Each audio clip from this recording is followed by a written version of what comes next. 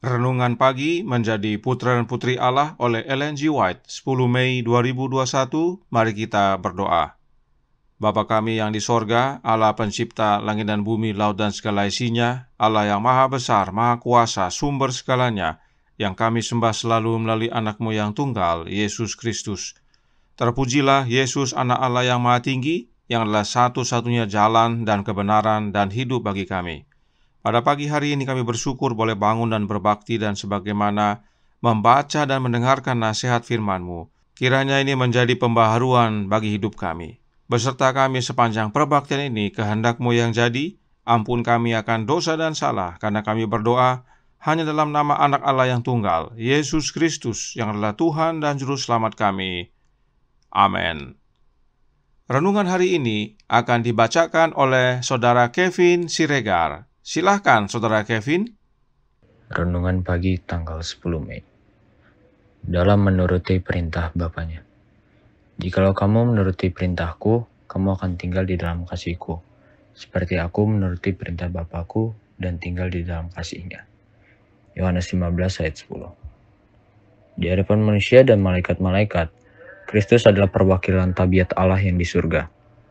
Ia mendemonstrasikan kenyataan bahwa apabila manusia bersandar sepenuhnya pada Allah, manusia boleh memelihara segala perintah Allah dan hidup dan hukumnya menjadi seperti biji mata. Teladan Kristus berwenang bagi tiap-tiap putra dan putri Adam. Ia mewakili hukum Allah dalam hidupnya, memberikan kepada manusia suatu teladan tentang apa yang akan terjadi pada sifat dasar manusia oleh penurutan kepada setiap perintah. Ia adalah teladan kita, maka tiap-tiap orang yang dianugerahi kemampuan menarik kesimpulan dituntut supaya mengikuti jejak kakinya. Karena hidupnya adalah suatu teladan yang sempurna bagi umat manusia. Kristus adalah ukuran tabiat yang sempurna yang akan dicapai oleh setiap orang. Bagaimanakah penebus dunia ini berjalan? Bukan dalam suatu cara untuk menyenangkan dirinya saja, melainkan untuk memuliakan Allah oleh mengerjakan pekerjaan Allah dalam mengangkat manusia yang sudah berdosa yang telah dijadikan dalam peta Allah. Oleh pengajaran dan teladan, ia mengajar manusia jalan kebenaran, menggambarkan tabiat Allah, dan memberikan kepada dunia suatu ukuran moral yang sempurna dalam kemanusiaan. Dua peraturan hukum yang besar yang harus mengatur kelakuan semua manusia. Inilah pelajaran yang diajarkan Yesus baik oleh pengajaran dan teladan. Ia berkata kepada orang banyak, "Kasihilah Tuhan Allahmu dengan segenap hatimu, dan kasihilah sesamamu manusia seperti dirimu sendiri." Tuhan Allah yang di surga menuntut dari manusia kasih dan perbaktian yang setinggi-tingginya. Biarlah umat manusia membandingkan hidupnya dengan hidup Kristus. Biarlah ia meniru teladan Dia yang menghidupkan hukum Yahweh yang berkata, "Aku telah menuruti perintah Bapakku." Mereka yang mengikut Kristus akan selalu memandang kepada hukum kemerdekaan yang sempurna itu, dan oleh anugerah yang diberikan Kristus kepadanya akan membentuk tabiat sesuai dengan syarat ilahi. Terima kasih atas penata layanan Saudara Kevin. Tuhan Yesus memberkati. Selamat pagi, saudaraku dalam Tuhan. Pekabaran hari ini sangat berhubungan dengan renungan kemarin. Yesus selalu berhubungan dengan Bapanya. Yesus selalu bersekutu dengan Bapanya, dan hari ini dikatakan Yesus menuruti perintah Bapanya yang disebut juga dengan hukum Yahweh. Lihat paragraf akhir renungan hari ini. Nah, apakah hukum Yahweh tersebut? Kita baca dalam Christian Service halaman 156 paragraf 1 yang berkata, "Meninggikan hari istirahat palsu, mereka akan berusaha untuk memaksa manusia untuk tidak menghormati hukum Yahweh, salinan dari karakternya." Meskipun ini berbicara tentang 10 hukum, namun hukum Yahweh jelas dikatakan adalah salinan karakternya, atau dalam bahasa Inggris adalah hukum Jehovah. Nah, siapakah Yahweh ini atau Jehovah? Dia adalah Allah Bapa.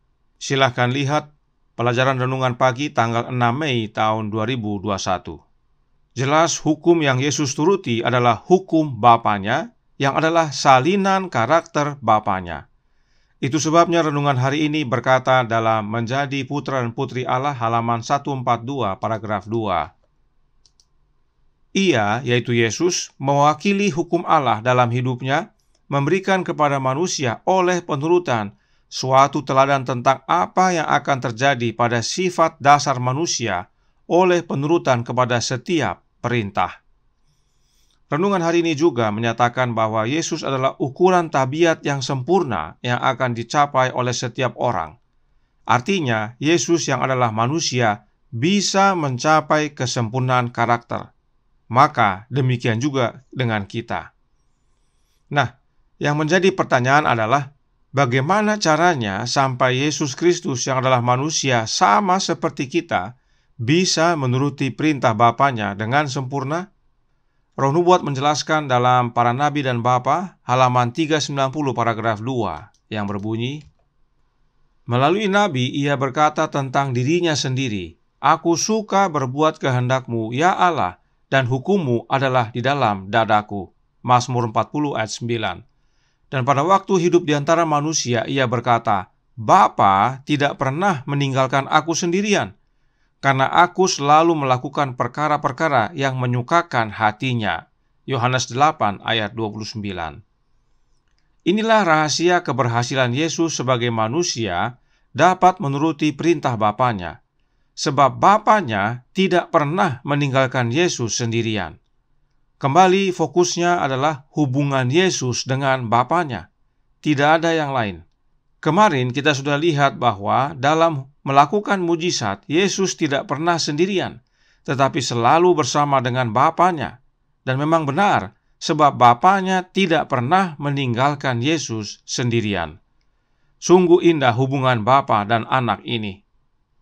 Dalam tulisan lainnya, Roh Nubuat menjelaskan Kerinduan Segala Zaman buku 2 halaman 79 paragraf 2 yang berkata, apa yang telah dinyatakan dalam perkataannya dinyatakan juga dalam tabiatnya, ialah penjelmaan kebenaran yang diajarkannya.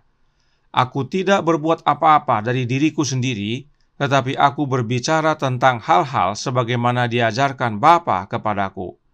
Dan Ia yang telah mengutus aku, Ia menyertai aku. Ia tidak membiarkan aku sendiri, sebab aku senantiasa berbuat apa yang berkenan kepadanya. Ia tidak berusaha membuktikan tuntutannya bahwa ialah Mesias, melainkan menunjukkan persatuannya dengan Allah. Sebab itulah intinya saudaraku dalam Tuhan. Yesus tidak perlu menyatakan dirinya Mesias, tapi menyatakan dirinya adalah anak Allah. Sebab Mesias itu sesuai dengan nubuatan firman Tuhan adalah anak Allah. Itu sebabnya fokusnya Yesus adalah menyatakan dirinya anak Allah. Persatuannya dengan Bapanya itulah yang Dia nyatakan. Nah, perhatikan, apa yang Yesus buat dan katakan adalah sebagaimana yang diajarkan oleh Bapa, sebab Bapa tidak membiarkan Yesus sendirian. Allah Bapa dan Anaknya selalu bersama. Bahkan Yesus berkata dalam Yohanes 5 ayat 19 yang berbunyi, maka Yesus menjawab mereka, katanya, aku berkata kepadamu, sesungguhnya anak tidak dapat mengerjakan sesuatu dari dirinya sendiri, jikalau tidak ia melihat Bapa mengerjakannya. Sebab apa yang dikerjakan Bapa, itu juga yang dikerjakan anak. Itu sebabnya Yesus bersandar sepenuhnya kepada kuasa ilahi, yaitu kuasa Bapanya. Karenanya kebenaran tentang Allah yang benar ini adalah fondasi hubungan dalam keluarga. Mengenal Bapa dan Anaknya menolong setiap keluarga memiliki persatuan yang indah. Sebab demikianlah hubungan Allah Bapa dan Anaknya. Dan memang kebenaran tentang Allah Bapa dan Anaknya ini adalah fondasi dari semua doktrin. Sekarang kita sudah tahu bagaimana caranya Yesus dapat menuruti perintah Bapanya dengan sempurna, yaitu bahwa Bapanya tidak pernah meninggalkan Yesus sendirian, dan Bapanya mengajarkan apa yang dikerjakan anak. Intinya, keberhasilan Yesus adalah karena kuasa Bapanya. Nah, pola yang sama diberikan kepada kita. Jika kita mau menuruti perintah Bapa dengan sempurna, kita harus bersatu dengan Bapanya, Bapanya Yesus. Nah, bagaimana caranya? Alkitab berkata dalam Matius 1 ayat 23 yang berbunyi, sesungguhnya anak darah itu akan mengandung dan melahirkan seorang anak laki-laki, dan mereka akan menamakan dia Immanuel, yang berarti Allah menyertai kita. Kemudian Yohanes 14 ayat 6 berkata, kata Yesus kepadanya, "Akulah jalan dan kebenaran dan hidup. Tidak ada seorang pun yang datang kepada Bapa kalau tidak melalui aku." Yesus adalah Immanuel, yang artinya Allah menyertai kita. Siapakah Allah yang dimaksudkan? Allah Bapa. Jadi, Immanuel artinya Allah Bapa menyertai kita. Nah, kemudian Yesuslah satu-satunya jalan kepada Allah Bapa. Jadi, untuk dapat bersatu dengan Allah Bapa, maka wajib bagi kita untuk bersatu dengan Anaknya. Itulah sebabnya renungan hari ini mengambil ayat inti dari Yohanes 15 ayat 10 yang berbicara tentang pokok anggur. Mari kita baca kembali ayatnya yang terdapat dalam Yohanes 15 ayat 10. "Jikalau kamu menuruti perintahku, kamu akan tinggal di dalam kasihku, seperti aku menuruti perintah Bapa-Ku dan tinggal di dalam kasihnya." Perhatikan kata "seperti aku". Yesuslah teladan kita dalam menuruti hukum Bapanya, sebab Yesus terlebih dahulu menghidupkannya dengan sempurna. Bagaimana caranya agar kita dapat menghidupkan kehidupan Bapa dengan sempurna? Dengan cara tinggal dalam Yesus. Sebab ingat tadi, Yesus adalah Immanuel, Allah Bapa beserta kita, dan juga Yesus adalah satu-satunya jalan kepada Bapa. Itulah sebabnya Yesus menggunakan perumpamaan pokok anggur yang benar untuk menjelaskan peran Roh Kudus atau penghibur yang Yesus janjikan. Yesus adalah Immanuel. Yesus adalah satu-satunya jalan kepada Bapa. Maka Roh Kudus tersebut tidak lain dan tidak bukan adalah Yesus Kristus itu sendiri, yaitu melalui kehadiran Roh-Nya. Itu sebabnya Roh Nubuat menjelaskan dalam Kerinduan Segala Zaman buku 2 halaman 320 paragraf 1. "Tinggallah di dalam aku dan aku di dalam kamu." Tinggal di dalam Kristus berarti selalu menerima Roh-Nya, yaitu Roh-Nya Kristus. Suatu kehidupan penyerahan yang tidak terbatas kepada pekerjaannya. Saluran perhubungan harus terbuka terus-menerus antara manusia dan Allah-Nya. Sebagaimana carang pokok anggur senantiasa mengisap sari dari pokok anggur yang hidup, demikian juga kita harus berpaut pada Yesus dan menerima daripadanya oleh iman, kekuatan dan kesempurnaan karakternya sendiri. Sari makanan yang kita peroleh dari Yesus adalah Roh-Nya, yaitu Roh Kristus. Dengan tinggal dalam Yesus dan Yesus dalam kita, maka kita terus-menerus menerima Roh-Nya Yesus dalam hidup kita.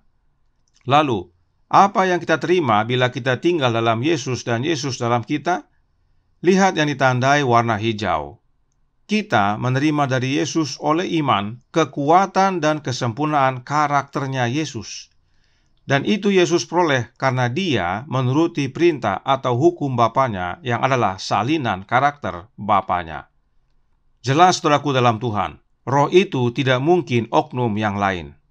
Sebab hanya satu jalan kepada Bapa. Itu sebabnya Yesus berkata, "Akulah pokok anggur yang benar dan Bapanya lah pengusaha yang merawat Yesus." Dan kita sebagai ranting-rantingnya menerima kehidupan atau sari pokok anggur dari Yesus. Dan sari pokok anggur itu adalah lambang daripada Roh-Nya. Jadi kita menerima roh tersebut dari Yesus yang adalah Roh-Nya itu sendiri. Ya. Jadi, kalau kita mau sempurna dalam penurutan hukum Bapa, kita harus bersatu dengan Bapa di dalam Anaknya dan tinggal dalam Anaknya, yaitu dengan cara menerima Roh Anak Allah. Layaknya ranting menerima sari pokok anggur, demikian juga kita menerima Roh-Nya Yesus. Jelas, saudaraku dalam Tuhan, Roh itu tidak mungkin oknum lain, sebab hanya satu jalan kepada Bapa. Karenanya, mau sempurna dalam penurutan hukum Bapa, kita harus bersatu dengan Bapa di dalam Anaknya, dan tinggal dalam Anak berarti menerima Roh-Nya Anak Allah. Layaknya ranting-ranting menerima sari pokok anggur, sebab sari pokok anggur itu adalah gambaran tentang Roh-Nya Kristus. Sebab Kristuslah pokok anggur yang benar itu. Jadi jelas sekali, saudaraku dalam Tuhan.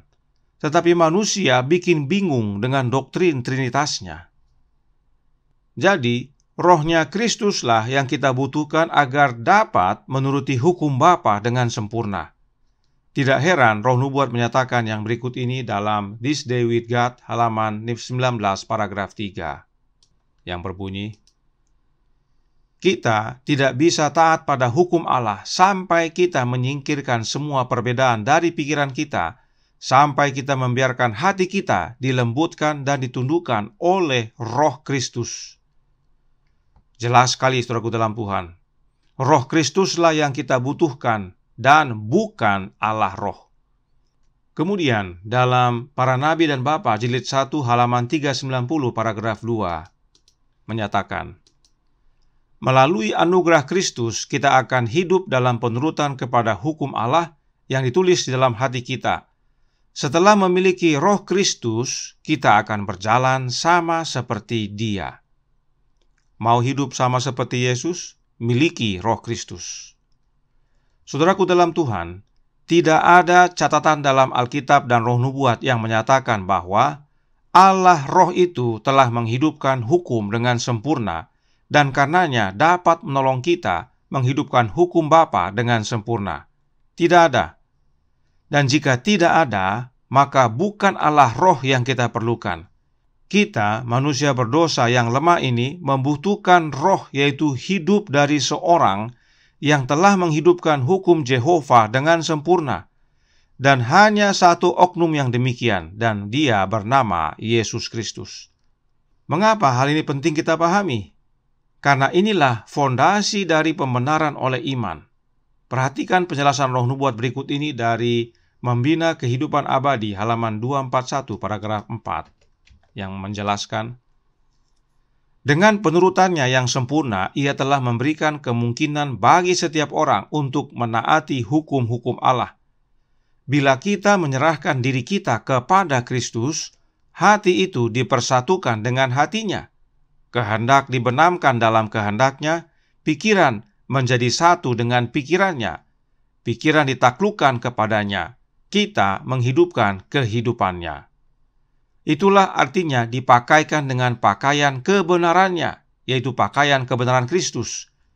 Kemudian manakala Tuhan memandang kita, Ia melihat bukan pakaian daun ara, bukan ketelanjangan dan cacat dosa, melainkan pakaian kebenarannya sendiri yang merupakan penurutan yang sempurna atas hukum Yahweh. Jelas, saudaraku dalam Tuhan, pakaian kebenaran Kristus adalah dengan menyerahkan diri kita kepada Kristus, hati kita dipersatukan dengan hati Kristus, kehendak kita dibenamkan dalam kehendak Kristus, pikiran kita menjadi satu dengan pikiran Kristus, maka kita menghidupkan kehidupannya Kristus. Karenanya, pakaian kebenaran itu adalah karakter Yesus yang sempurna, sebab itulah kehidupannya. Silahkan baca paragraf ini selengkapnya. Nah, jika saudara menerima Allah Roh, maka itu sama dengan pembenaran oleh perbuatan. Sebab saudara dibantu oleh oknum yang kalau ada, yang belum pernah menjadi manusia, belum pernah menghidupkan hukum Allah Bapa dengan sempurna, dan karenanya belum pernah menang atas dosa. Namun, jika saudara menerima Roh Kristus, maka itu sama dengan pembenaran oleh iman. Sebab Allah Bapa mengutus Roh Anaknya ke dalam hati kita, Galatia 4 ayat 6, dan Kristus tinggal dalam hati kita oleh iman, Efesus 3 ayat 17. Dan Yesus telah menjadi manusia dan menuruti hukum Bapanya dan tinggal dalam kasih-Nya, Yohanes 15 ayat 10, dengan sempurna. Yesus telah menang atas dosa, Yesuslah kebenaran. Itu sebabnya pakaian kebenaran Kristuslah yang kita perlukan, yang merupakan hasil penurutan yang sempurna atas hukum Bapanya, dan karena Bapanya tidak pernah meninggalkan Yesus sendirian. Dan ini semua kita bisa terima hanya oleh iman. Karenanya pilihan ada pada saudara. Kami memilih Yesus dan terima Roh-Nya, yaitu Roh Kristus oleh iman, agar kehidupan penurutan yang sempurna kepada hukum Bapanya menjadi bagian kami. Kenapa? Sebab Kristuslah yang mengerjakannya dalam hidup kami. Kiranya saudara jangan salah pilih.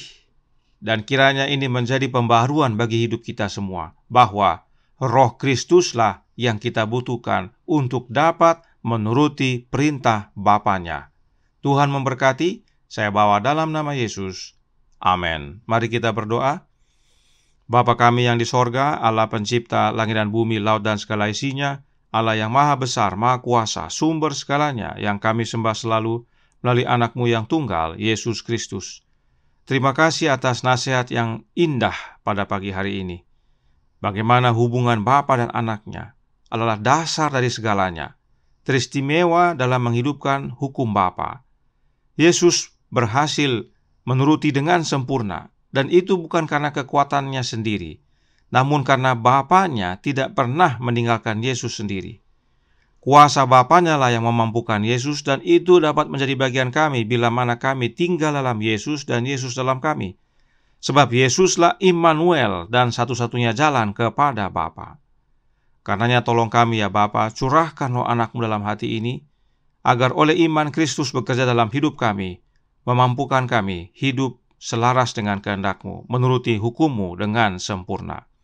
Kehendak-Mu yang jadi, ampun kami akan dosa dan salah, karena kami berdoa hanya dalam nama Anak Allah yang tunggal, Yesus Kristus, yang adalah Tuhan dan Juru Selamat kami.